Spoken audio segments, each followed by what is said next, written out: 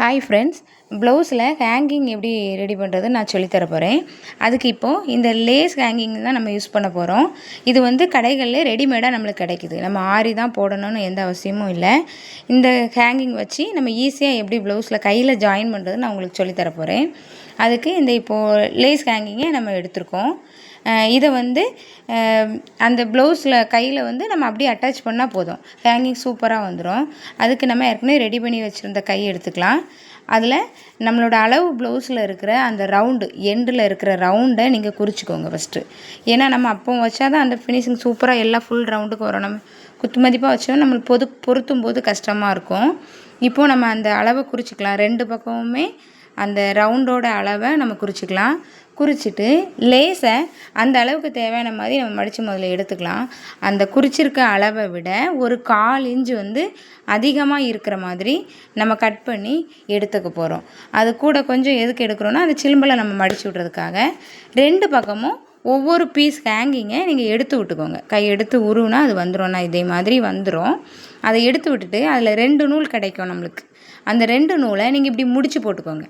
முடிச்சு போட்டு விட்டிங்கன்னா அடுத்தால் அந்த நூலை இழுபடும் போது அடுத்தடுத்த ஹேங்கிங் வந்து கலண்டு வராமல் இருக்கிறதுக்காக நம்ம அதை முடிச்சு போட்டுக்கிறோம். 2 பக்கமுமே அதே போல் ஒரு பீஸை மட்டும் எடுங்க வந்துடும். அந்த ஒரு பீஸை எடுத்து விட்டுட்டு முடிச்சு போட்டு விட்டுக்கலாம்.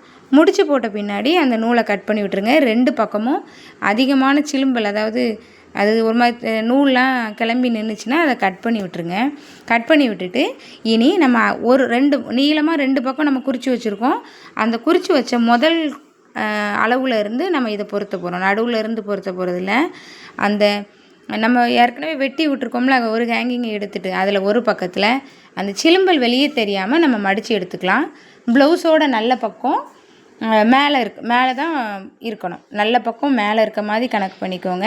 ஹேங்கிங்கோட லேஸோட நல்ல பக்கத்தில் இந்த இதோட நல்ல பக்கத்துக்கு மேலே வச்சு நம்ம இப்போ பொருத்த போகிறோம். பொருத்த ஆரம்பித்தாச்சு. இனிமேல் நீங்கள் கிட்ட வந்து ரொம்ப ஒட்டி பொருத்தாதீங்க. ஒட்டி ஏன் பொருத்தக்கூடாதுன்னா அந்த ஹேங்கிங்கோட வந்து பீடு வந்து நஞ்சிடும், டேமேஜ் ஆயிரும்.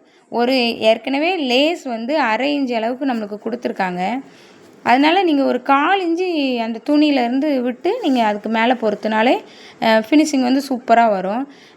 அதை அப்படி மெதுவாக பொருத்திட்டே வரும்போது கொஞ்சம் கொஞ்சமாக இழுத்து வச்சுக்கோங்க. ஏன்னா லேஸ் முன்னாடி பின்னாடி நகண்டுட்டுனா உங்களுக்கு அந்த ஃபினிஷிங் வந்து அழகாக தெரியாது. உள்ள லேஸ் இருக்கிறது வெளியே தெரியும்.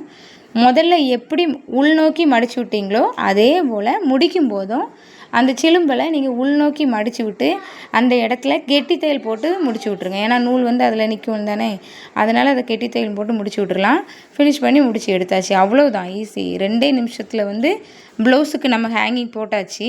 இப்போ பின்னாடி பாருங்கள், எந்த விதமான சிலும்பலோ நம்ம அதில் வித்தியாசமாக எதுவுமே இருக்காது. சூப்பராக ஃபினிஷ் ஆகிருக்கும். இப்படி தான் நம்ம இந்த ப்ளவுஸோட ஹேங்கிங் ஃபினிஷ் பண்ணியிருக்கோம். அந்த லேஸ் எதுலேயுமே வெளியே தெரியாது. வெளியே தெரியாமல் தான் ஃபினிஷ் பண்ணியிருக்கோம். உங்களுக்கு பிடிச்சிருக்கோன்னு நினைக்கிறேன். தேங்க்ஸ் ஃபார் வாட்சிங்.